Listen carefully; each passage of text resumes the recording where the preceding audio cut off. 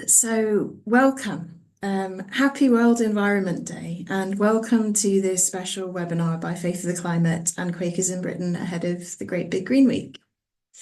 For any Muslims who might be in the room, today is also the day of Arafah. It's a significant day for purifying our intentions and purpose and marks the high point of the Hajj pilgrimage too. My name is Rebecca Walker-Wu. I'm the Climate Justice Lead at Quakers in Britain, and I'll be hosting today's webinar on spotting false climate solutions. So why have we picked this topic, and how does it link with the Great Big Green Week? Great Big Green Week this year is all about how we can make small swaps, large swaps, and swaps that change the system to make our communities better.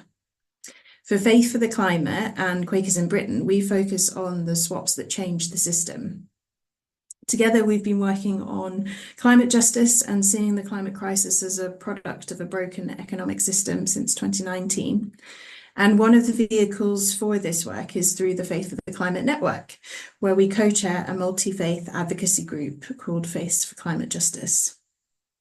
Over the last few years, our policies, or the policies that our advocacy group have been focusing on, have included highlighting the urgent need for funding to address climate-induced loss and damage that's experienced particularly acutely by countries in the global south, as well as trying to move funding away from the fossil fuel industry and towards clean energy industries like renewable energy.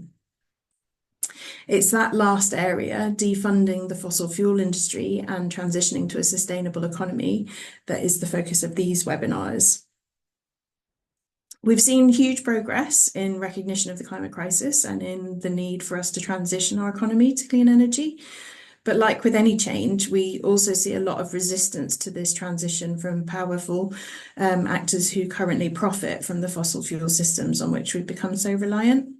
And that has resulted in the development and promotion of technologies which, on the face of it, seem to address the climate crisis, but when you look a little closer, they also perpetuate our reliance on fossil fuels. As I mentioned, I work for Quakers in Britain, and for us, working on false and true solutions to the climate crisis is about speaking truth to power and encouraging people in power to govern with truth and integrity. And in particular, as my teammate Anna is going to outline shortly, we believe overly optimistic narratives around not yet proven to scale technological fixes such as carbon capture and storage are distracting from the real work of the green transition. And I think that's a powerful role for all of us as faith communities, truth-telling and reminding government of principles of justice, fairness, honesty and equity that should be underpinning the investment decisions that they're making. So enough from me. Let's get started, and I will just show you the outline for the session today. That should be loading on screen shortly. There we go. So first up, we're going to hear from my colleague Anna Lewis, who will be speaking for about 10 minutes on some of the technologies that we've been focusing on. After that, we've got Dr. Alexandra Goossens-Ishii from Soka Gakkai International, who's going to speak on nature-based solutions that we should be looking out for. And we'll follow that up with a question and answer slot. Then after about 20 minutes or so, we'll start to close up the webinar. So we'll have some announcements and some closing reflections from Canon Giles Goddard, who is the chair of Faith for the Climate, and we'll wrap up at 1:30. So with that, I will pass over to Anna Lewis, who works for Quakers in Britain on campaigning and advocacy for climate and economic justice. Over to you, Anna. Thanks, Rebecca, for that introduction. And yeah, hello everyone, welcome today. As Rebecca said, I'm Anna. I'm a campaigns coordinator at Quakers in Britain. And what I do is we support Quakers to take action, and we act on behalf of Quakers as well to build a more peaceful, just and sustainable world. And the part of that I'm talking about today is our work on false solutions to the climate crisis. And particularly what I'm going to be focusing on is our work on carbon capture and storage. And I'm going to talk a bit about why we as a faith organisation got interested in this and what we see as being the big problems with it. But I'll just start with some really quick definitions because I know not everyone knows the same things about these technologies. So carbon capture and storage is the idea of techniques that remove carbon emissions at the point of emission.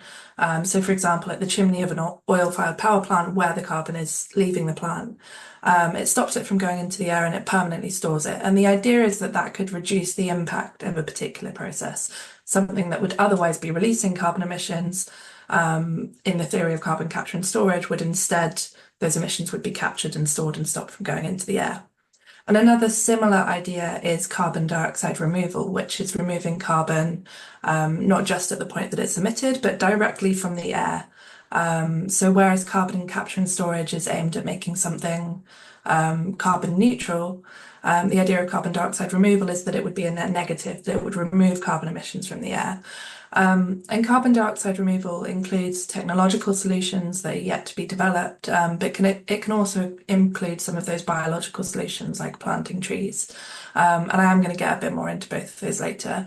And there's one more confusing one that I'm going to talk about, which is bioenergy with carbon capture and storage. So that's the idea of burning biomass like wood for energy, and using carbon capture to collect the emissions from that burning. So although I've said carbon capture and storage is part of that and it uses carbon capture storage, it's considered a form of carbon dioxide removal because it's not just theoretically, it's not just removing emissions at the point where the burning happens. There's also been a removal of carbon when the trees or the biomass have grown. So it's ultimately theoretically considered a net negative process, although I'm going to get a bit into later why that might not actually be the case. So I'll get a bit more later into what those actually look like and what the problems with them are.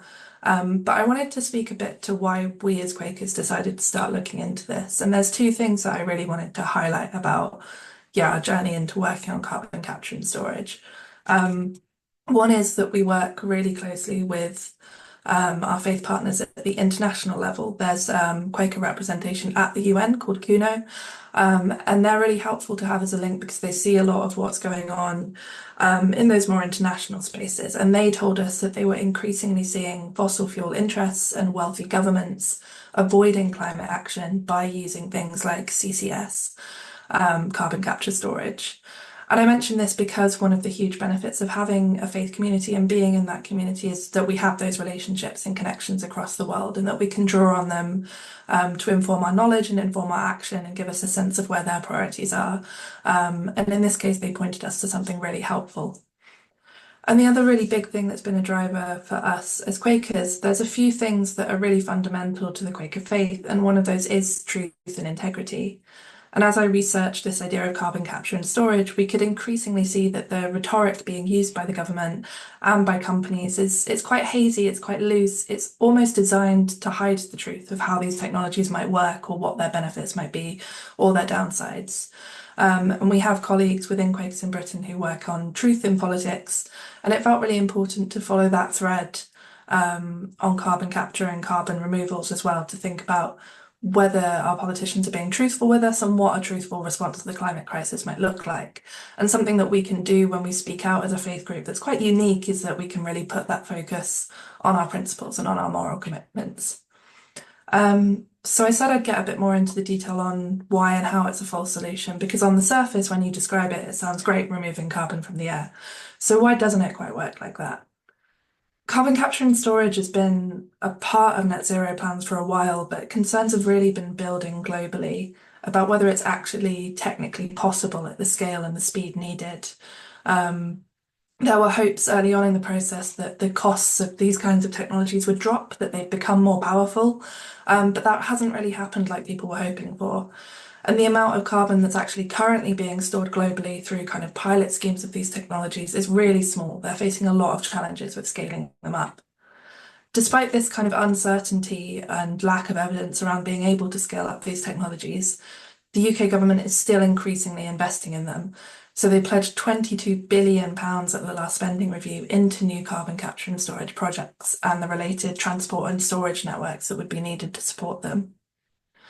And one of the problems with this is that by definition, carbon capture and storage works alongside a fossil fuel emission. And when the government talks about it, they focus on adding carbon capture and storage to existing processes.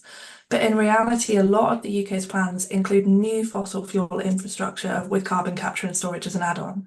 So, for example, in Scotland at the moment, there's a proposal for a new gas-fired power plant at Peterhead in Aberdeenshire, and that would be built with the later addition of carbon capture storage. So there's this belief that later on this infrastructure will become net neutral, but at the moment, all that's really happening is building new gas-fired power plants. Another part of the debate in the UK alongside the carbon capture storage plans is bioenergy with CCS. That's the one I mentioned earlier that's about burning wood or biomass to make energy. And you might have heard of Drax Power Plant, which is the biggest biomass power plant in the UK.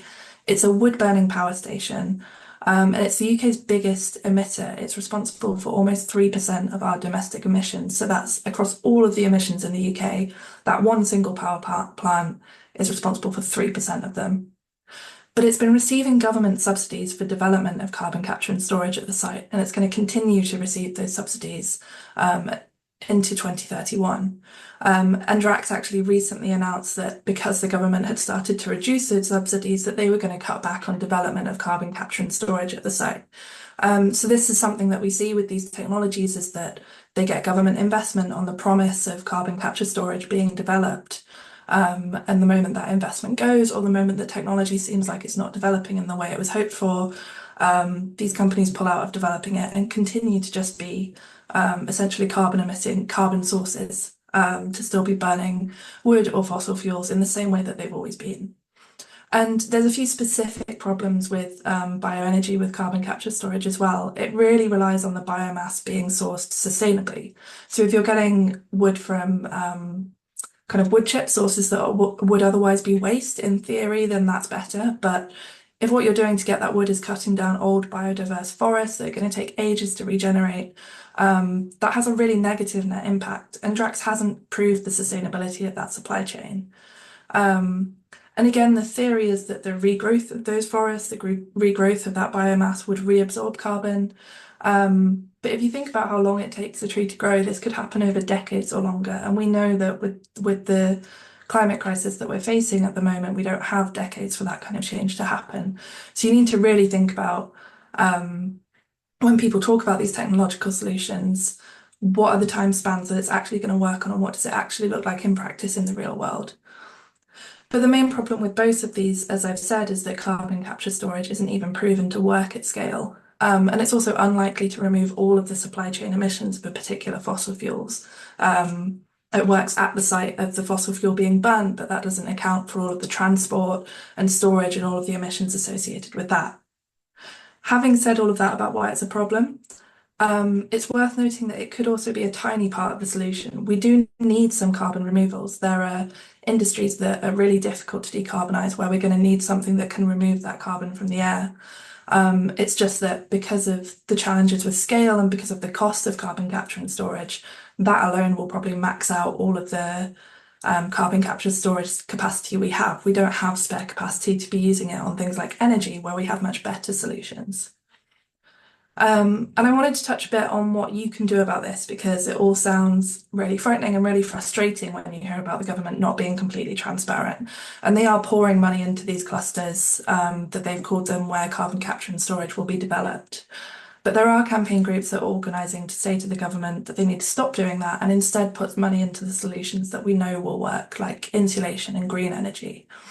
And they're asking people to write to their MP about carbon capture and storage to express some of those concerns. And this is a wider campaign. They have an email that you can copy and paste yourself, which I think should be going in the chat. But often what's really meaningful to MPs is hearing personal reasons why people care. And this is something that I think we can really do, is to share if there's something that stuck out to you today, or if you look more into the topic and find something that really sticks with you, taking the time to edit that message and share particularly some of your own thoughts on why this issue is important, or linking it to your faith concern for the climate, that can be really helpful in building that bridge with your MP and getting them to pay attention. So just to wrap up and bring it back to that wider idea of what's a false or genuine solution, the specific problem with carbon capture and storage is that it's high cost, but it has a really low potential to reduce emissions.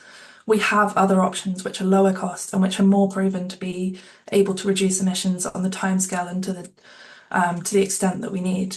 and those solutions have benefits to wider society too. The thing that's dangerous about carbon capture and storage as a solution, and the reason why it's still being pushed as a solution, is that it's a way for the fossil fuel industry to continue to build and continue to profit. It's driven by their influence. And that's something I'd say to look at across all climate solutions, is thinking about who's behind this and who benefits from this, because that can really help you to tell whether something is a genuine solution or whether it's something that's being driven by the fossil fuel industry trying to cling on. So that's all I'll say for now. I think we've got some time for Q&A, and I also hope we'll hear some more about those alternative real solutions in the next webinar. But for now, I'll pass on to hear some more about nature-based solutions. Thank you, Anna. That's taken a very technical area and made it more understandable. So well done. I'm going to pass over to Alex now, and if one of the team could spotlight Alex. Dr. Alexandra Goossens-Ishii works as a program coordinator for environment and sustainability for Soka Gakkai International, which is a community-based Buddhist organization that promotes peace, culture, and education. Her work focuses on the UN processes related to the environment, climate change, and biodiversity. She's based in Geneva, so she's joining us from there, and she engages in advocacy from the perspective of human rights, people's empowerment, social and climate justice.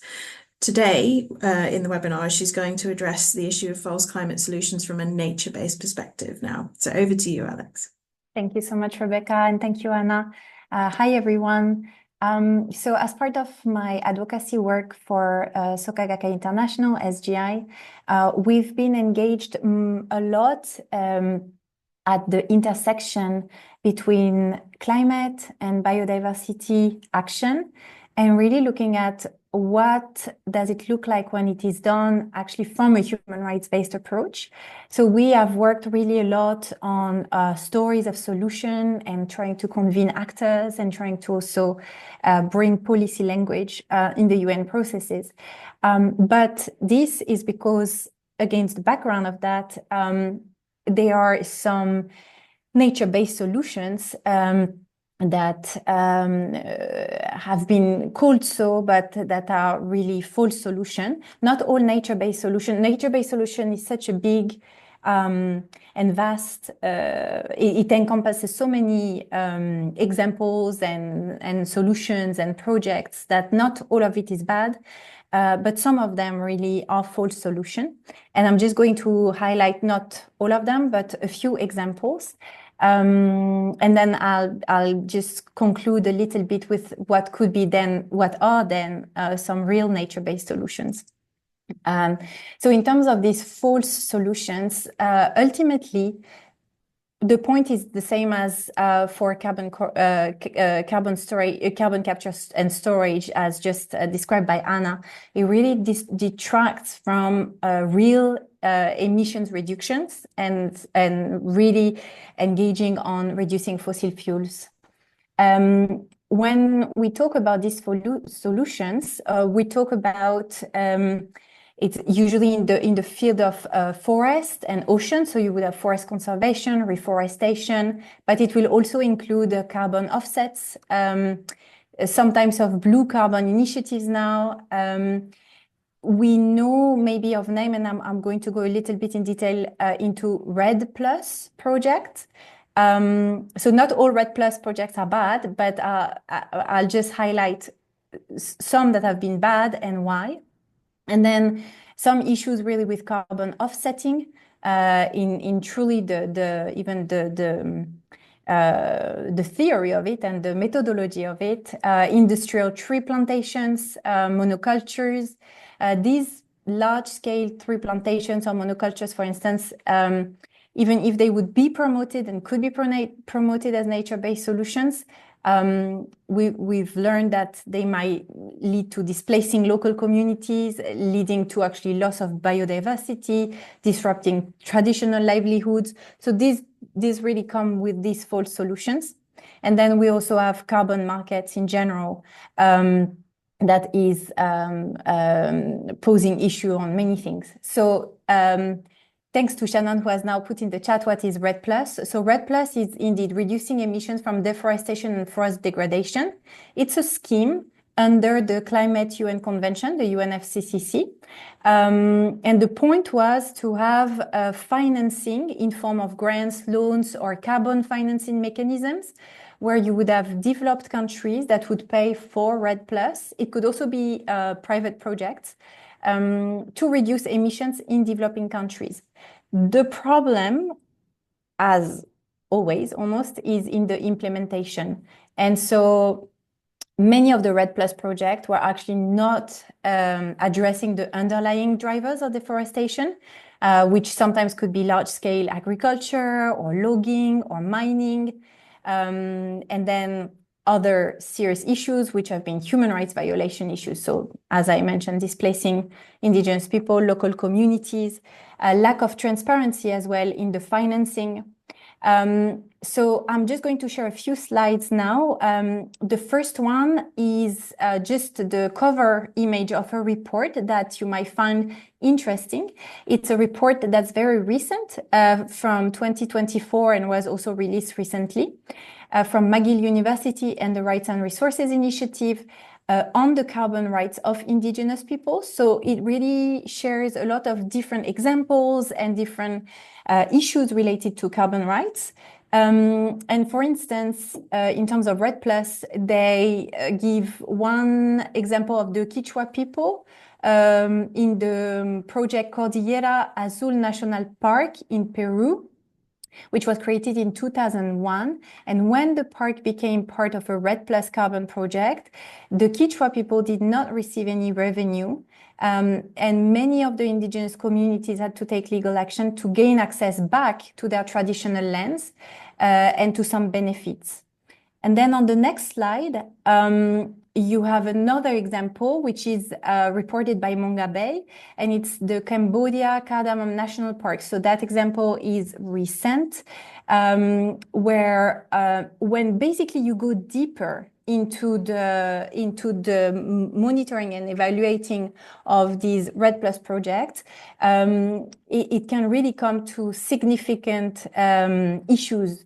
In this case, the NGO worked with the Ministry of Environment of Cambodia, and they were trying to conserve forests and reduce deforestation, and then they would sell these credits as carbon offset to other actors who wanted to offset their activity. And so what Human Rights Watch has found in their report was that there have been forced evictions from ancestral lands of local communities, indigenous peoples. There have been reports of property destructions, arrests, threats, and also there has been a lack of real consent. So in some instances, there was some consent thought by the NGO to some local communities, but to a very limited number of the community in a form of question of yes or no. So not a real meaningful engagement in their languages. And then there were significant issues with the money, so that the project earned approximately 18 million USD by 2021, and they reported 6 million back spent on the project, but they did not report what the rest was used for. So there was also no transparency in because of course the NGO contributed to building schools, roads, etc. for the local communities. It was part of the REDD+, but there was no transparency on the real costs, and so the real money breakdown is not disclosed, which led to its carbon credit trading to be suspended for further monitoring. So that, for instance, was an example. Then on the next slide, we have the one that I think have all heard of. I'm not going to spend a long time here, but I think you remember when the Vera carbon credit mechanism was exposed by this joint investigation by The Guardian and others. They really showed that when you go deeper into the methodology, actually what we thought were real carbon mechanisms were not really to the level of what we thought. So what we thought were offsets were actually would lead some companies to be able to say we are carbon neutral. The baseline, the transparency behind the methodology was not clear. And so what we thought was protected and removed from being released in the atmosphere was not at all at the level we had imagined. So the next slide, I'm not going to spend much time on, but it was also from The Guardian, the next two slides. And thank you, Shannon, for putting it in the chat. So I'll let you go into it. But basically, it explains how companies would use carbon offsetting to hit their emission goals. So that slide and the next one. These projects have been really top-down, mostly. It has been a lot in the sense of developed to developing countries, but you would really have some false solutions regarding nature, from nature-based solutions in many other countries, in European countries, in France, actually a whole scheme around tree plantation, monoculture tree plantation, and tree plantation that were actually really completely inefficient was exposed a few months ago. So it's really everywhere. So I will conclude with two things. One is like the systematic problems, and we can remove the slide. No, not remove the slide. Sorry, I'll have one last slide. But so the systematic problems with false solution would be this greenwashing. So it's giving again the false impression that we are taking environmental responsibility, but also it delay real action, which is what we've said. Sometimes it really has human rights violations impact, and there is a real problem of accountability. Now to conclude on some real solutions that work, it will be always to go back to community-centered approaches. The legal recognition of indigenous territorial rights and land rights of local communities for supporting conservation has been really a tool that works. Agroecology, agroforestry are real nature-based solutions. Community ecotourism, traditional seed management as well, inclusive processes that recognize ancestral knowledge, or the generation of income that will go with conservation and cultural respect as well. And so for this last slide, I just wanted to briefly mention SGI together with other organizations, and this is one of the most recent examples. We've done others. What we've been really trying to engage is to bridge various communities in a dialogue process around what does it look like indeed when we take climate and biodiversity action from a human rights-based approach, and what type of stories of solution are out there. And so we're in this process of really trying to gather a lot of stories and we share them in different ways. But these stories always come back to what I just mentioned in terms of what real solutions that work. So I'll stop here. Thank you very much. Thank you, Alex. Yeah, that's a nice taster for the session that we're going to have next week on real solutions, where we'll dive into those, I believe, with Lindsay, who's on the call, and with Tokia, who works on a very local project in the UK. What Alex and Anna have covered is quite complex and covers a lot of ground, and I imagine you have some questions. So we have now just over 15 minutes for questions. If you want to type them into the chat or stick up your physical hand or an electronic hand, we'll be keeping an eye out, and then we'll invite you to ask your question. So over to you all now.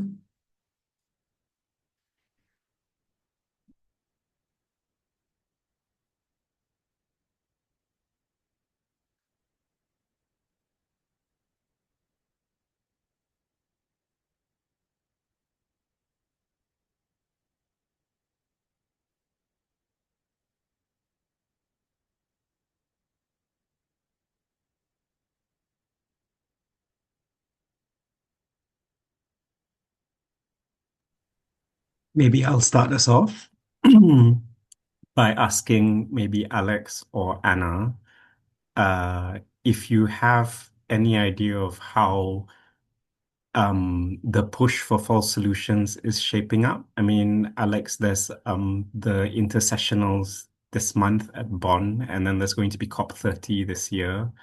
Where do you see this rhetoric heading in the lead up to COP? Because everyone has hopes that COP30 will sort of be the one that's quite good because it's in Brazil and it has a progressive government when it comes to climate. But I just wanted to know where you see that going.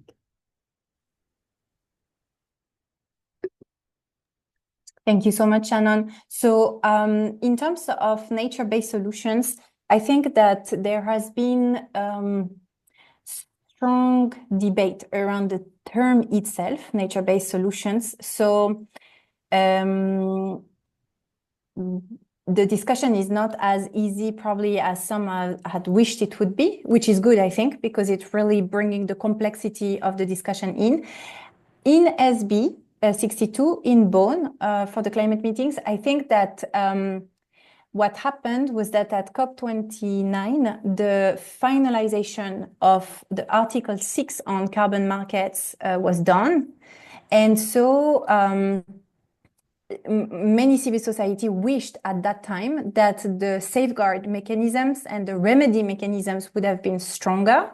That's not the case. So there is I think that there is just a worry that it will be business as usual and that we will see the same things repeating. At the same time,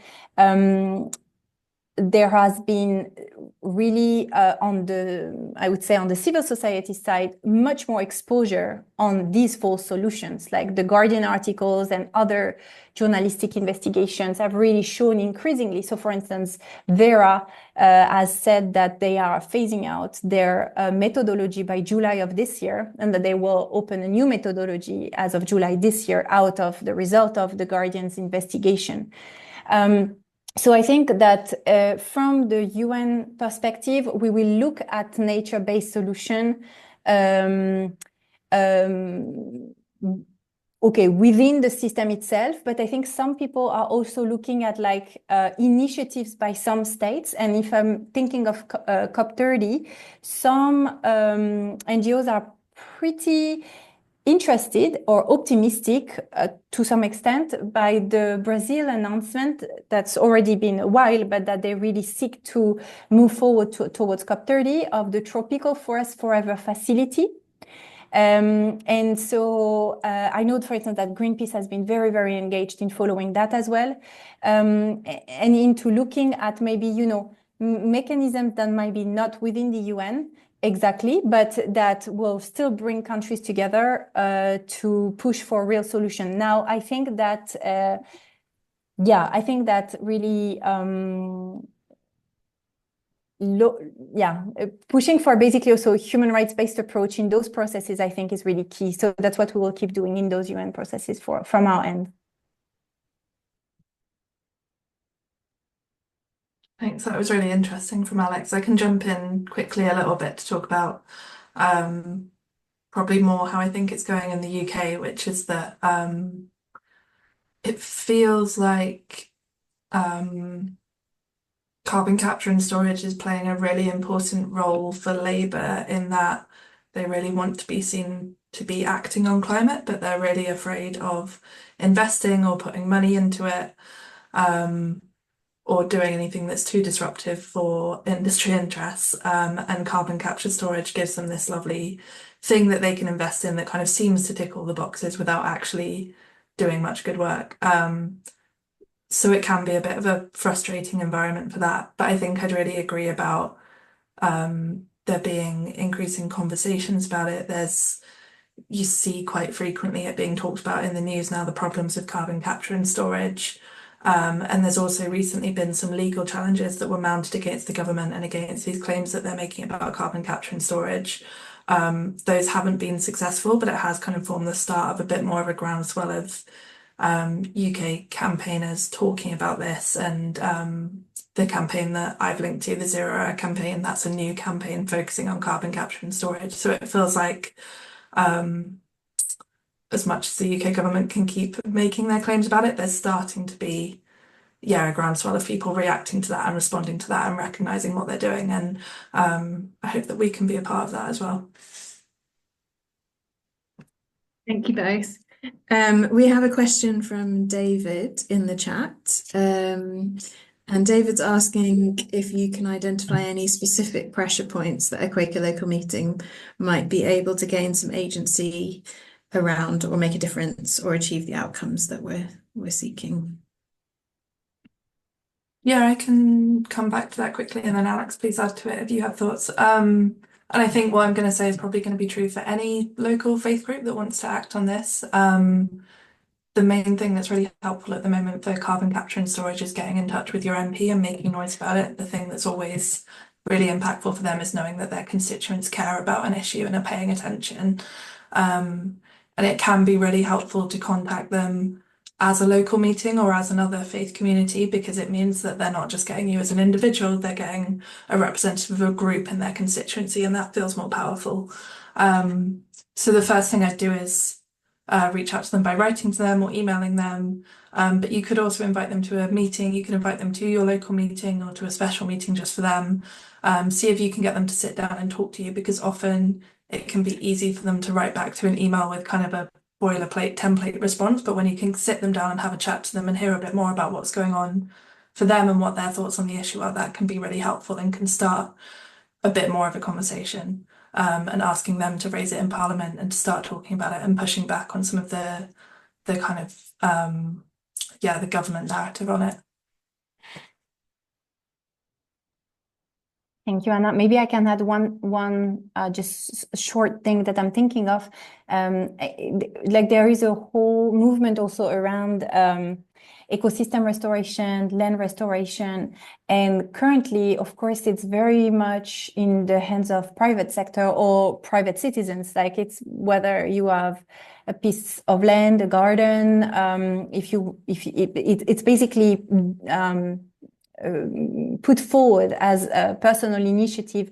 But I think one thing that would be interesting is to really increasingly bring that as like an opportunity for public policy to really engage, invest, and to create jobs as well. So maybe, I don't know if there is a way, but maybe raising these conversations with local MPs as well around like ecosystem restoration projects that could become part of public policy. Thanks, Alex. If there's a link to the project you mentioned, then that would be great if we could put it in the chat. I'll come to Mark next, who's got his hand up. Thank you. So I'm a Quaker based in Sheffield, and I'm involved in coordinating an organisation that operates across South Yorkshire in the education sector. We're currently volunteer-based without funding, and our capacity is very limited in terms of trying to sustain our outreach into the education sector. So what I'm interested in is not carbon capture, but your knowledge or anybody's knowledge in the group that are collected here about the private sector and corporate social responsibility field in terms of the potential for organizations that are doing climate facing work, in my case, climate education work, potentially being used by businesses to make themselves look good, saying that they're supporting organizations that are active in the climate space. So I'm just interested in that. It's basically a funding question, and but it is connected to an issue about greenwashing and transparency and due diligence in terms of, organizations like mine trying to find out whether a business that offers money does have carbon links. I know there are various research organizations that can offer that. I just thought I'd put it out there.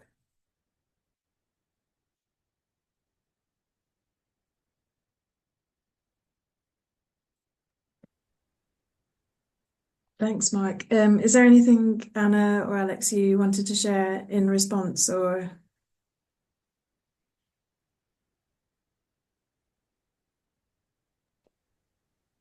Yeah, I think I probably have less to say about that because it's less my field, but I know that there is really good campaigning going on about the kind of greenwashing and greenwashing again adjacent stuff of fossil fuel companies or other kind of big damaging companies putting their money into arts and education and that kind of thing and using it as a bit of a cover. So I think probably I'd just say I agree that that's a problem and I'd point to other people to talk about the solutions.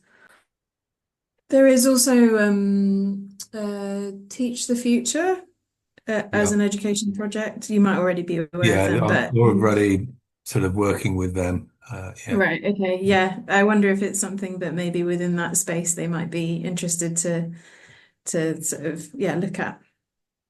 Yeah, it's basically a funding related issue that and the intersection of that with corporate social responsibility.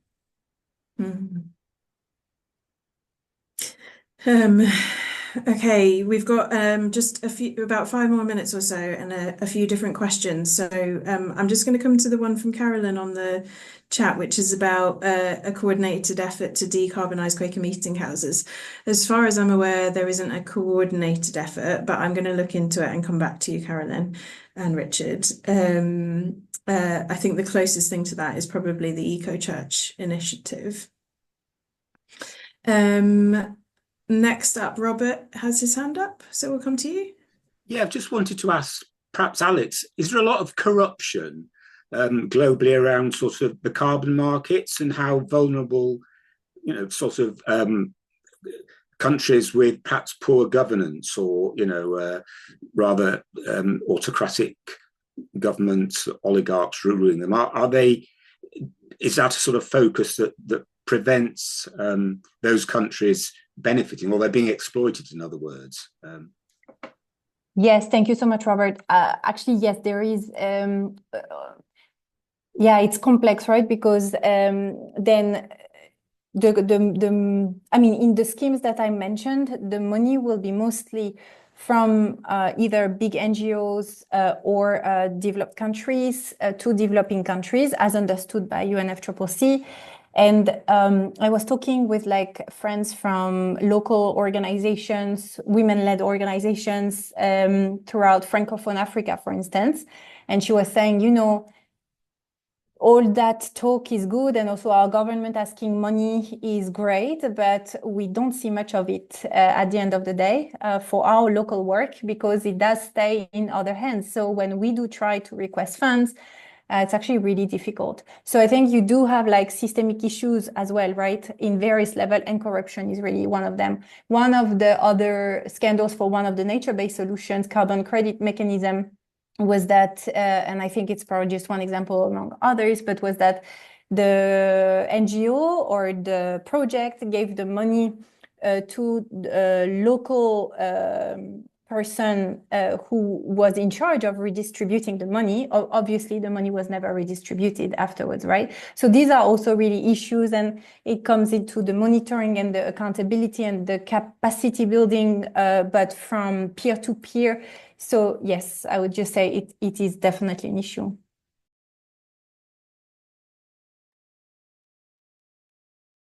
Thank you.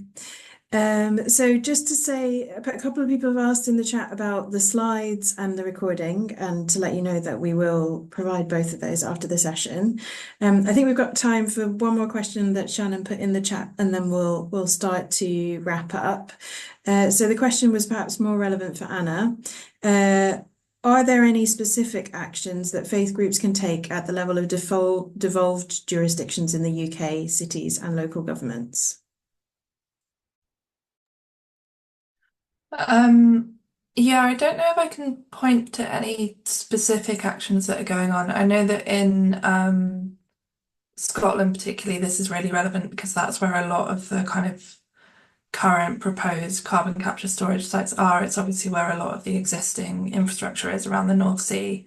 So I'd be looking at, if you are in Scotland and you're considering contacting your MP, also getting in touch with your Scottish representative and thinking about making those links as well. And then at the more local level, I'd think more about community and outreaching into your local community. So thinking about where I am, I'm really near Drax. There are campaigns that are going on that are specifically targeting Drax and going and camping outside or raising awareness locally. But wherever you are finding groups that are active on this or interested in this and want to raise awareness, do something locally. Yeah, I think that's where the real kind of power and possibility for change can come from locally, is that kind of community connection. Thank you, Anna. Yeah. It can feel a lot to be overwhelmed by all of these different ways in which things that might appear like climate action are not really climate action, and how do we pick that out, and how do we then respond to it when there are so many vested interests in perpetuating them. But definitely local and community-based action is a way to counter that, and we'll be focusing a bit more on that next week in the webinar, which we move on to, which will be on real solutions or true solutions. So it's very apt. I just wanted to name as well that today's webinar has fallen on World Environment Day, and the theme of this World Environment Day is to showcase real world solutions and to encourage governments to adopt sustainable practices that drive systemic change.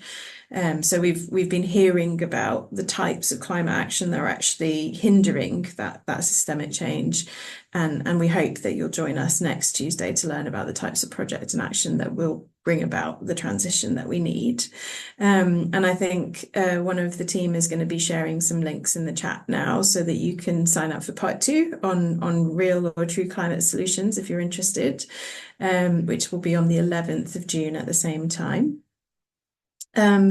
We're also very busy organising lots of different things ahead of the Climate Mass Lobby that's coming up on the 9th of July. So if you'd like to keep engaged with our work at Faith for the Climate, the network, then please do follow the website and the e-news that Faith for the Climate run regularly, and check out the plans that we have for the Climate Mass Lobby.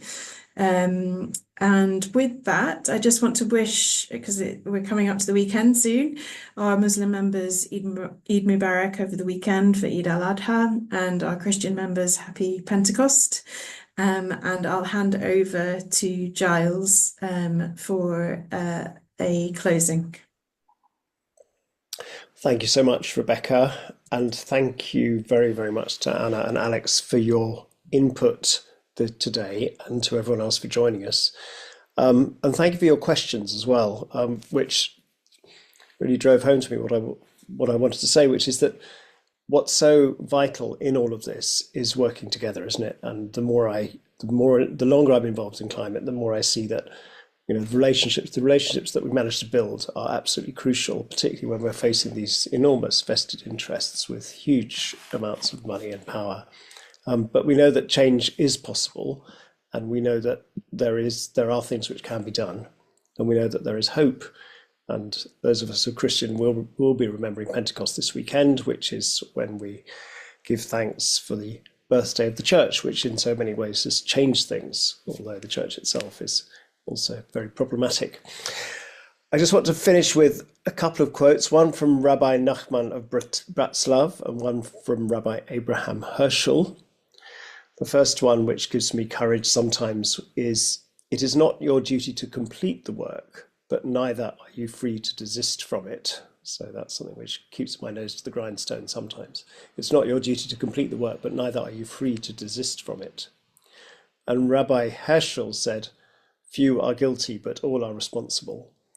And I've had the sense from this webinar that we are coming together, recognizing our shared responsibility. And finally, a prayer, which has been attributed to Francis Drake. It probably wasn't by him, but it's one which, again, I find very helpful sometimes. It starts with the words, "Disturb us, Lord." So I offer you this prayer, and if you're in the praying frame of mind, please join me or just listen. Disturb us, Lord, when we are too well pleased with ourselves, when our dreams have come true because we've dreamed too little, when we arrived safely because we sailed too close to the shore. Inspire us, Lord, when, with the abundance of things we possess, we have lost our thirst for the waters of life. Having fallen in love with life, we have ceased to dream of eternity, and in our efforts to build a new earth, we have allowed our vision of the new heaven to dim. And encourage us, Lord, to dare more boldly, to venture on wider seas, where storms will show your mastery, where losing sight of land we shall find the stars. We ask you to push back the horizons of our hopes and to push into the future in strength, courage, hope, and love. Amen.